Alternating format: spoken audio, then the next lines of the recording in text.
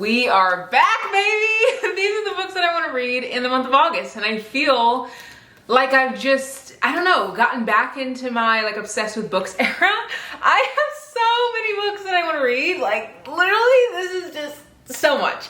20 of them. So we're gonna go through all of these and I'm really excited about it, but I feel like what I'm most excited about is that I have really found the books that I love. Like if you guys have been watching the last vlogs or have been reading and like rating books and stuff, I feel like I've just like really come into my own, like more than ever with like the books that I pick out.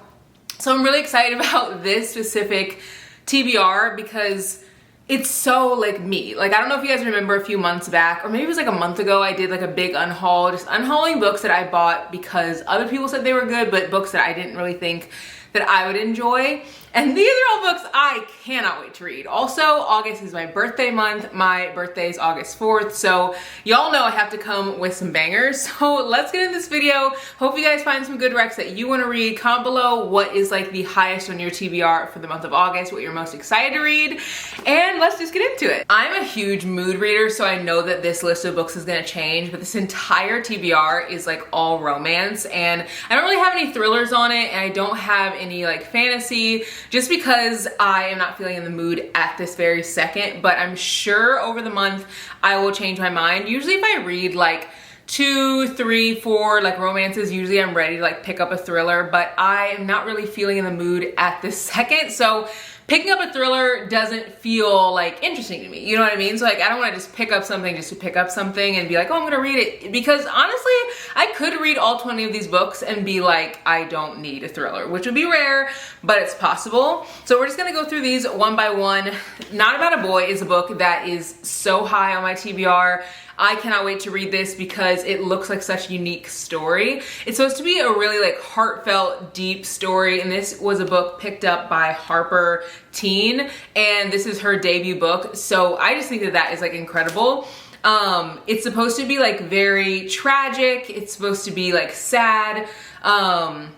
It's supposed to be about the like ebbs and flows of depression and of grief. So I just feel like this is gonna be a good one, and I literally cannot wait to read this. Like the cover alone is like making me obsessed with it. I'm also excited to read The Way I Am Now by Amber Smith. I read the first book, The Way I Used to Be, I think that's what it's called, like 2 years back, and I really liked it, but I wanted to see more of her story because I almost feel like the story kind of left you like wanting more. And I'm so glad that now there's like a second book so that I can like continue to see how she ends up like in her life. And this is just following the story of the main character from The Way I Used to Be. She goes through something that is like so hard, and in the first book she's like really struggling with it, and I think in the second book you get to see her kind of like her life gets a little bit easier, hopefully. I mean, I'm crossing my fingers, I really don't know. And then I want to read All In by Z Renee. I have never read anything by Z Renee, but I posted this book on, I think, TikTok or something. Make sure you guys are following there if you're not, because I share lots of bookish chats there and on Instagram. But I posted this there and so many people were like, oh my God, I love that book. It was so good. It just looks like a really good story. It says, a love built on something true, a love so pure, a God-sent love is what Kayvon Lewis and Harley Rivers found with one another, something worth fighting for.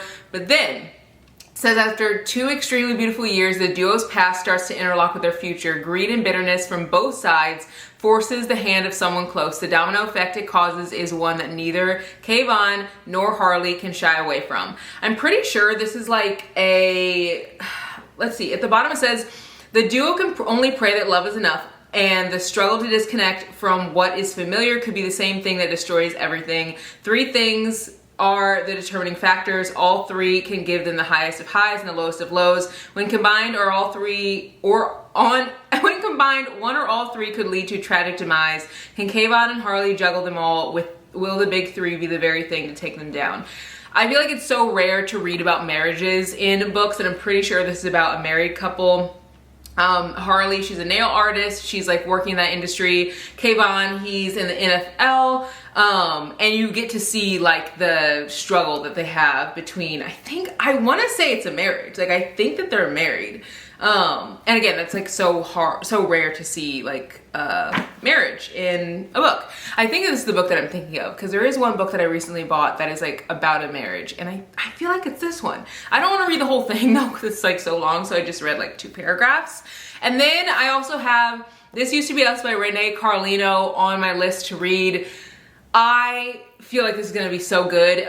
This is another book, but it's another book about marriage, but this is a book that is in the contemporary fiction section, and this is from the author who wrote Before We Were Strangers. It's about 2 people who are getting a divorce after 22 years of marriage, and they were fiercely in love, but now they can't stand each other, and you kind of just see like how all that plays out. I don't know if they end up getting back together or not, because again, it's not a romance, it's contemporary fiction, which I feel like sometimes is like, those are the ones that like really just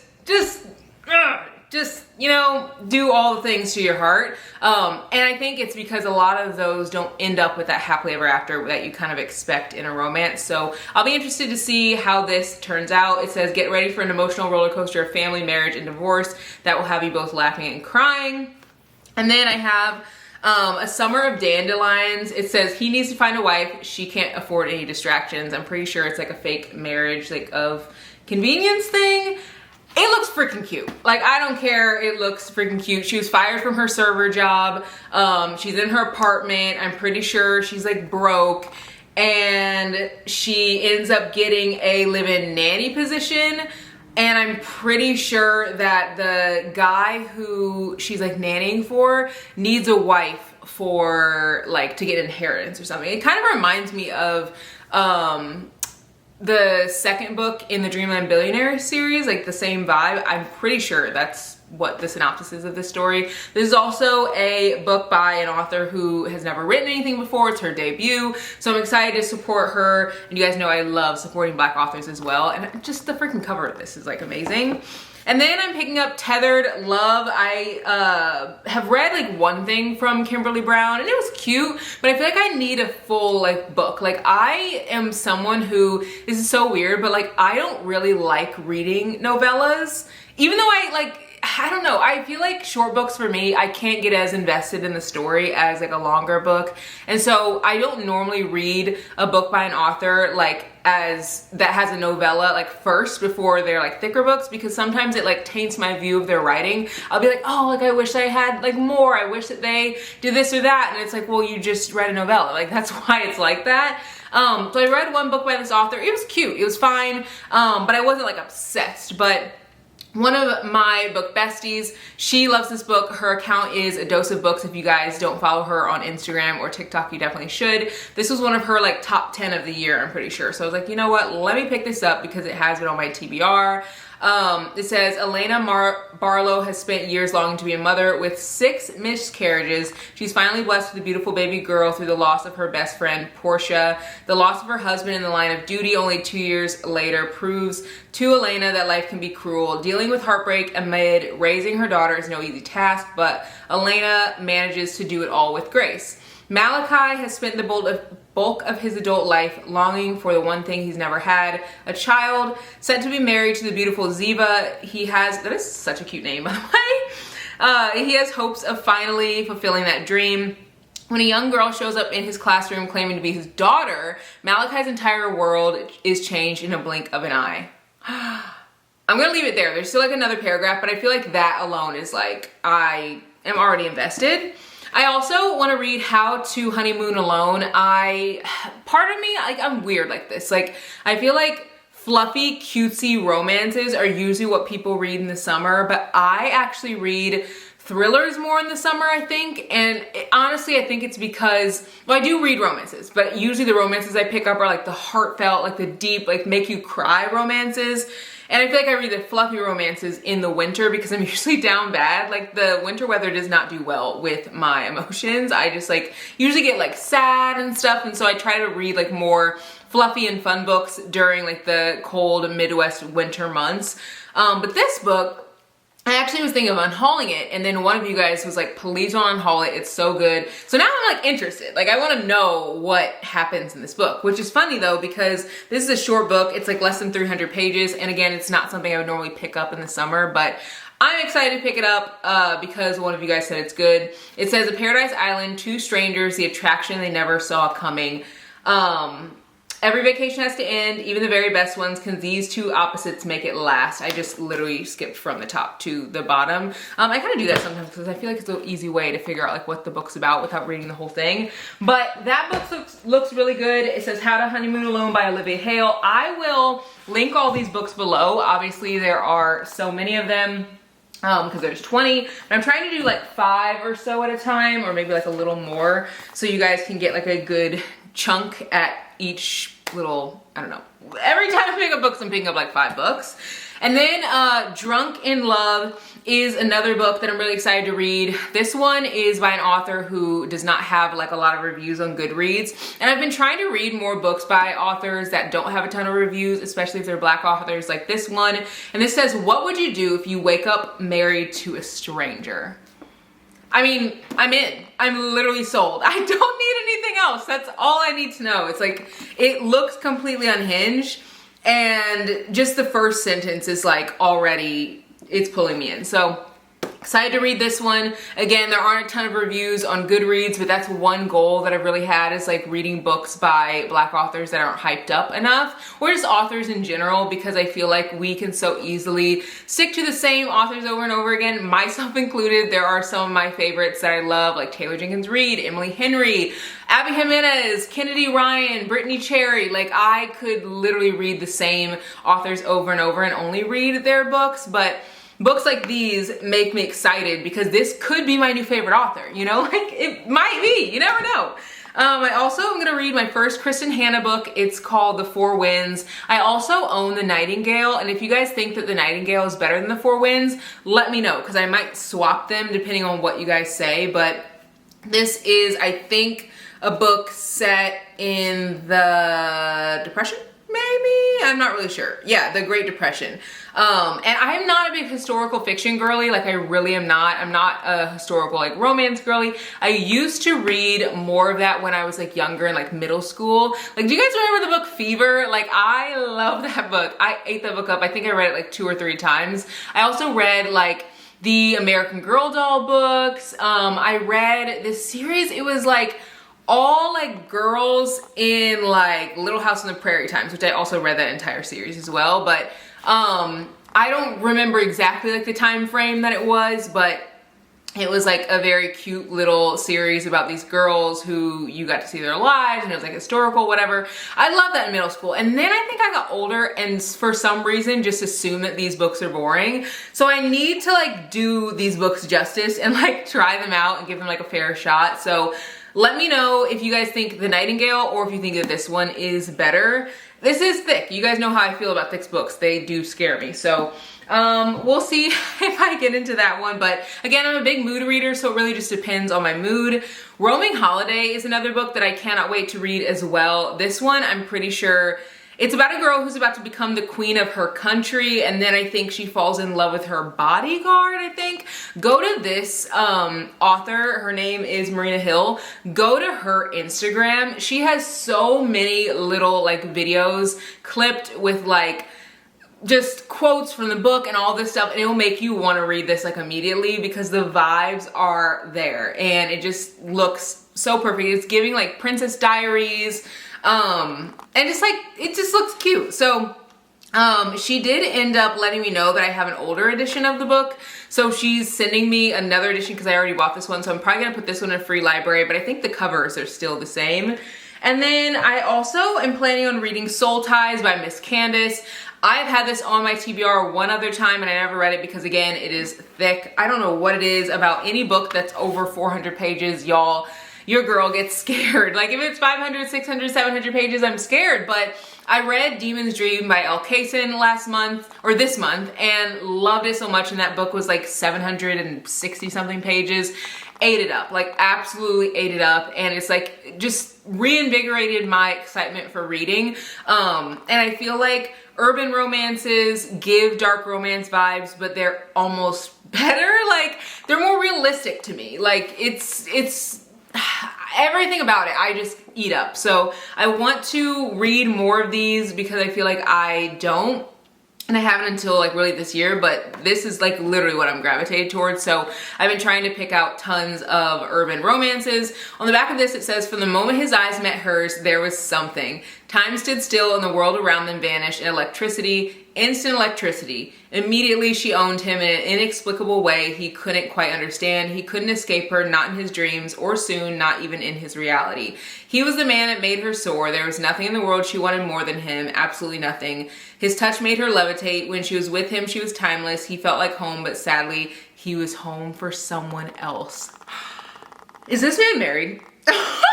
It says soul tie, an intense connection between two people that binds them together mentally, physically, and spiritually. This book is so good.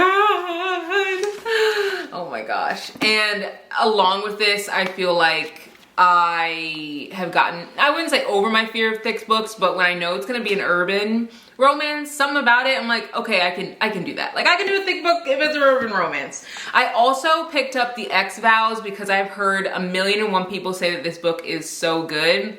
I did not read You with a View, but if I do end up liking this book, I'll go back and read You with a View. I never, again, have, but this one is by Jessica Joyce. It says, estranged exes must stick close together to save their best friend's wedding after a string of disasters in this swoony and steamy second chance romance. I'm honestly, okay, this is gonna probably sound weird, but any time that a couple has to like work together in a book, I eat it up every time. And I think it's because like the forced proximity of them having to be together and having to like deal with each other even though they don't want to, but then they end up having conversations that they wouldn't have had otherwise. I really enjoy it. There's something about it. I also have a few more here, and I'm gonna just go through these because this is the last like little bit of the stack, and by little bit I mean like 8 more books.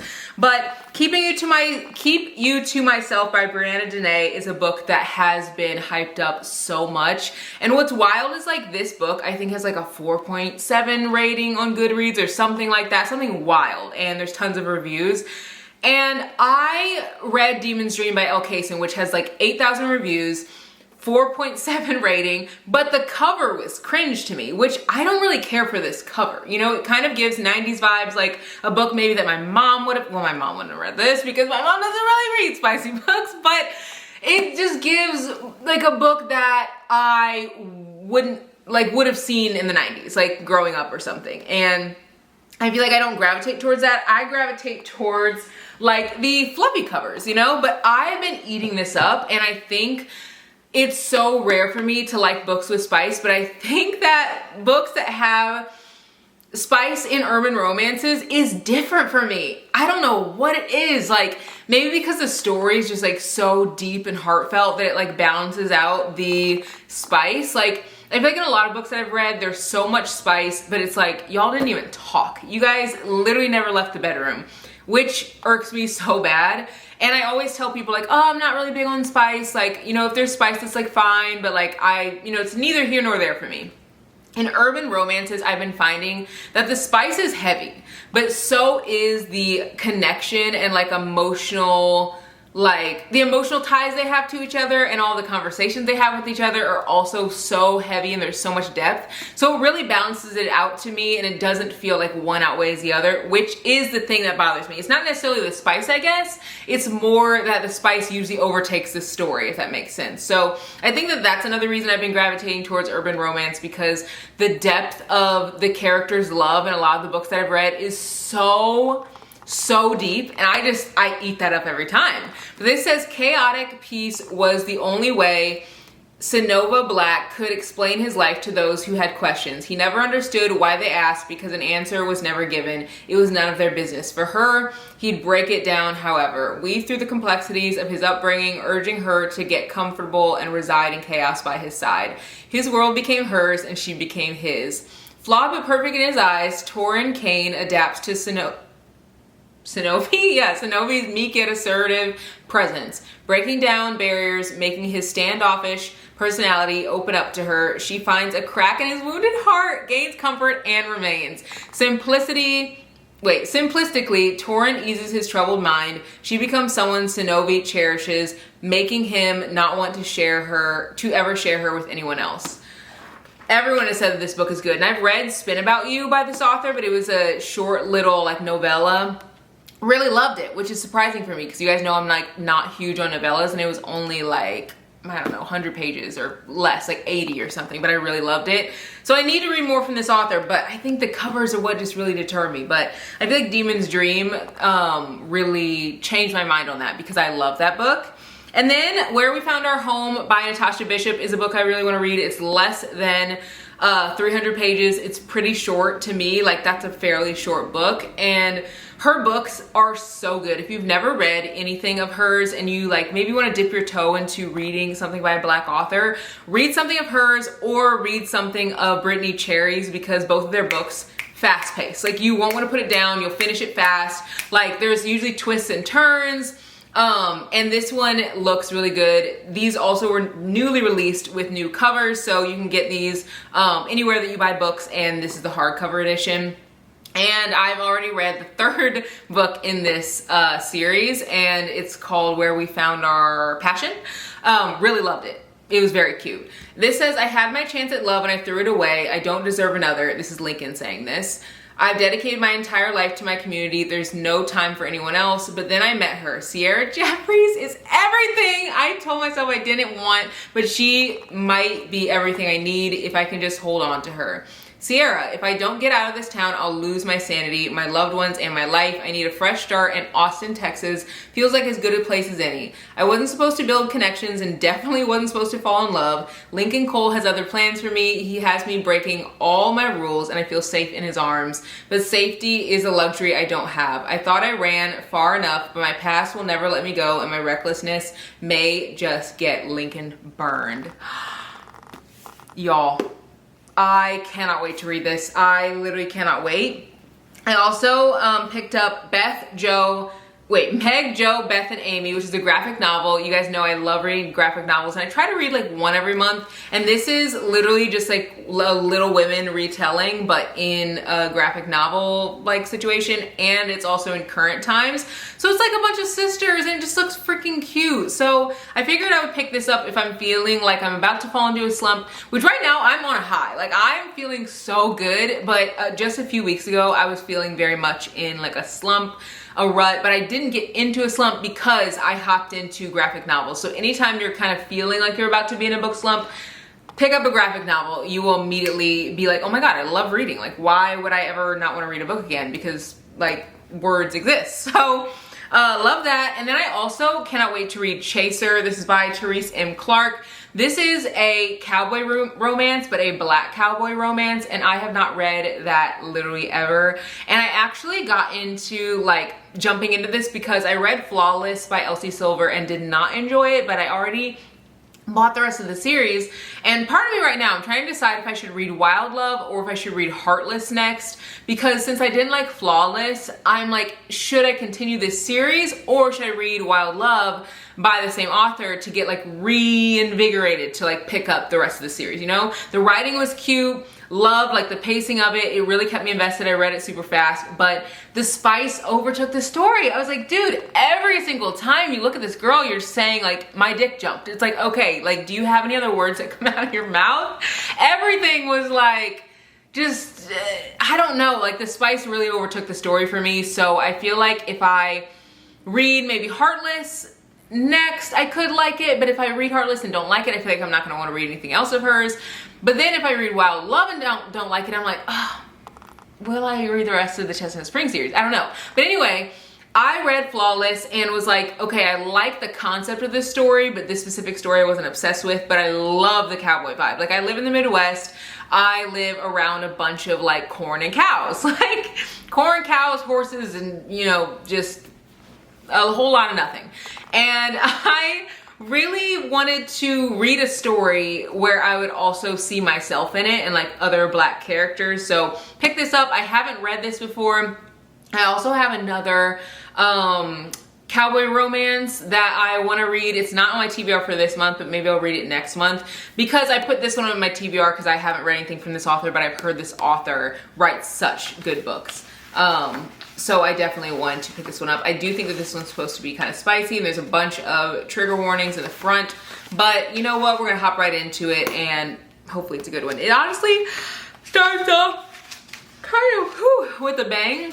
It says, Grant, what the heck are you doing in my house, and why are you naked on my white sofa? That's literally the first sentence, and it doesn't say heck. Y'all just know I don't curse. It said, Shayla didn't have time for this. That's literally the second sentence.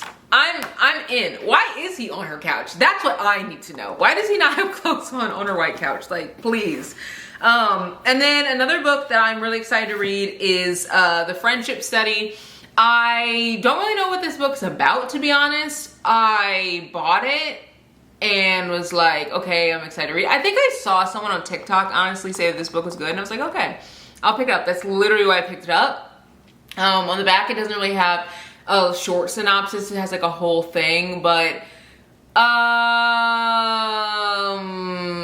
I don't really know what it's about, but it's on my TBR. So I've been trying to pick up books by authors I've never read from before. I've never read anything from Ruby Barrett. Someone comment below if you've read this book and you enjoyed it, please, because I need someone to like tell me that it's good. I'm very big on like, if someone says it's good, I'm gonna read it, which is why I ended up picking up so many books that were like not my vibe initially, and now that I've kind of like given those to free libraries and I really have books that I'm like absolutely obsessed with, cannot wait to read, so excited to pick them up.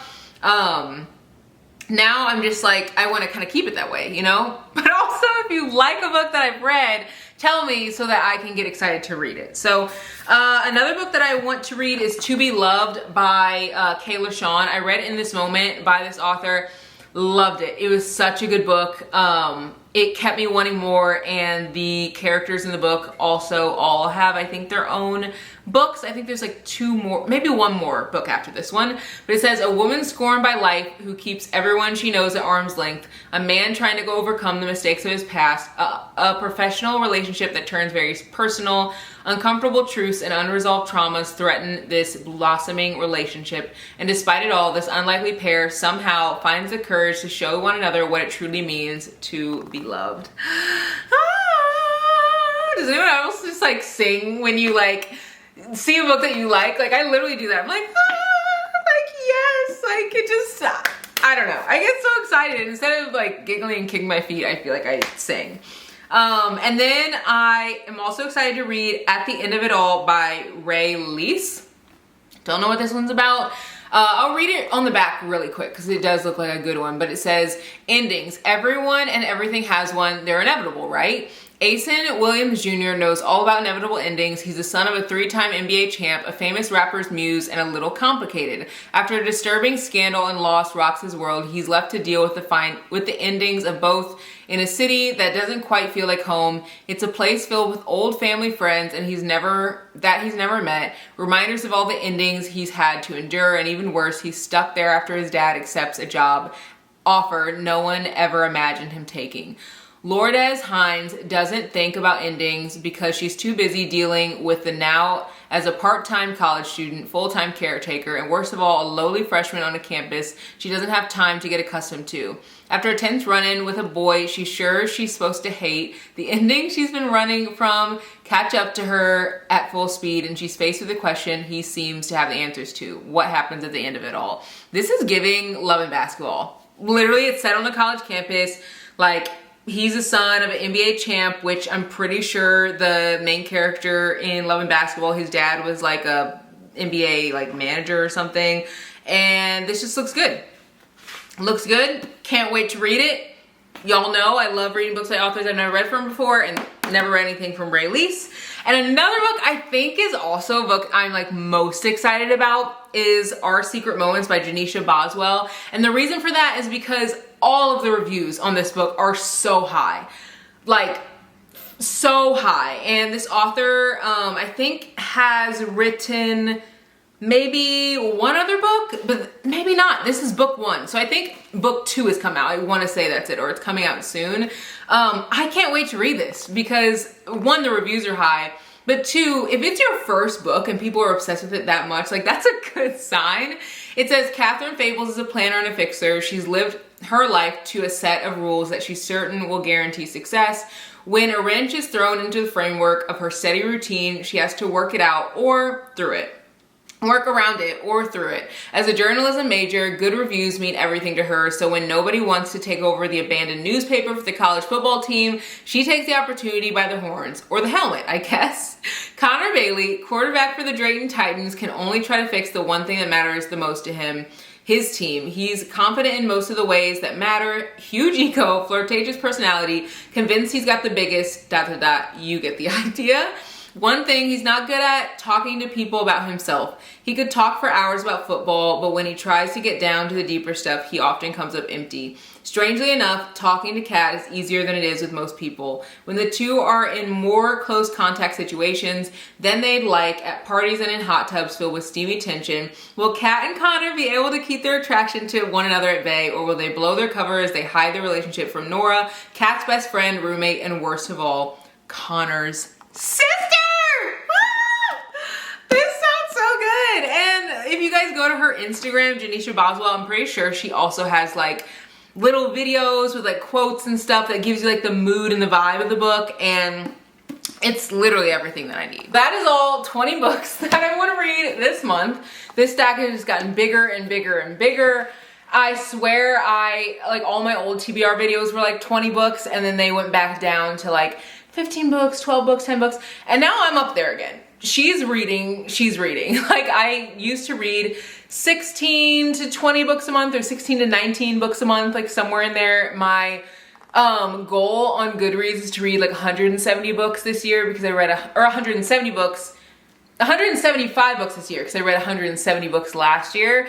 And so far I've read like 93 or 5 or something like that. So we are up there, but y'all girl just eats books for dinner. So we have 20 books on the TBR. Will I get through all these? Probably not, because I always end up picking up other books that I just like grab my interest. I'm such a huge mood reader. I'm sure I'll pick up some thrillers. I'll probably pick up like a fantasy. I will probably pick up, I don't know, just maybe a contemporary or literary fiction. Who knows? But I hope you guys enjoyed this video. Comment below the book you're most excited to read in August and that's on your TBR. And I'll see you guys in the next one. Bye, guys.